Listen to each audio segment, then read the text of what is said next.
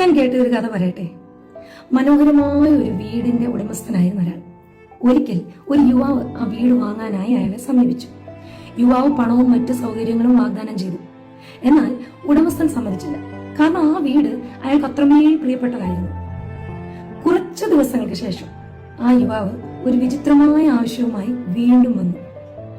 എനിക്ക് ഈ വീട് മുഴുവനായി വേണ്ട, നിങ്ങളുടെ ലിവിംഗ് റൂമിലെ ഭിത്തിയിലുള്ള ഒരൊറ്റ ആണി മാത്രം എനിക്ക് വിൽക്കാമോ? ഇത് കേട്ട് ഉടമസ്ഥൻ ആശയക്കുഴപ്പത്തിലായി.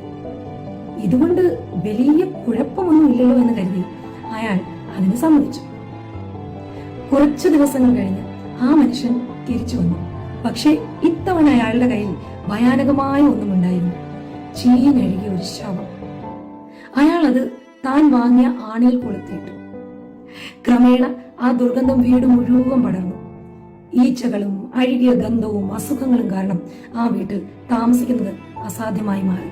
ഒടുവിൽ ആ ഉടമസ്ഥൻ തന്റെ പ്രിയപ്പെട്ട വീട് ഉപേക്ഷിച്ച് ഇറങ്ങിപ്പോകേണ്ടി വന്നു. പ്രിയമുള്ളവരെ, ഇതൊരു കഥയാണെങ്കിലും നമ്മൾ ന്യായീകരിക്കുന്ന ഒരൊറ്റ ഒഴികഴിവ്, ക്ഷമിക്കാൻ തയ്യാറാകാത്ത ഒരൊറ്റ വിദ്വേഷം, അല്ലെങ്കിൽ ഇത് ഒരു തവണയല്ലേ ഉള്ളൂ എന്ന് പറഞ്ഞ് നമ്മൾ ചെയ്യുന്ന ഒരൊറ്റ പാപം, അത് ആ ആണി പോലെയാണ്. പതുക്കെ പതുക്കെ അത് നിങ്ങളുടെ ജീവിതത്തിലെ മുഴുവൻ നശിപ്പിക്കുകയും നിങ്ങളെ കീഴടക്കുകയും ചെയ്യും.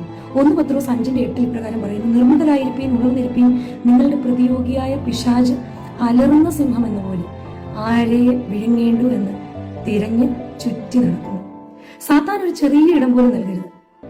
നമ്മളുടെ ഹൃദയവും ചിന്തകളും ജീവിതവും മുഴുവനും കർത്താവിന് സമർപ്പിക്കുമ്പോൾ ശത്രുവിന്റെ നുഴഞ്ഞുകയറ്റത്തിന് അവസരം ഉണ്ടാവുകയില്ല. സാത്താൻ നിങ്ങളുടെ ജീവിതം ഒരു ദിവസം കൊണ്ട് നശിപ്പിക്കുകയില്ല. അവൻ ആദ്യം ഒരു ചെറിയ ഇടം മാത്രം ചോദിക്കും.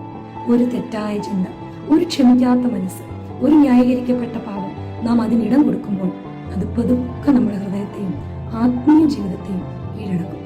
അതുകൊണ്ട് നിങ്ങളുടെ ഹൃദയത്തിന്റെ ഓരോ വാതിലും ദൈവത്തിന് വേണ്ടി തുറന്നു കൊടുക്കുക.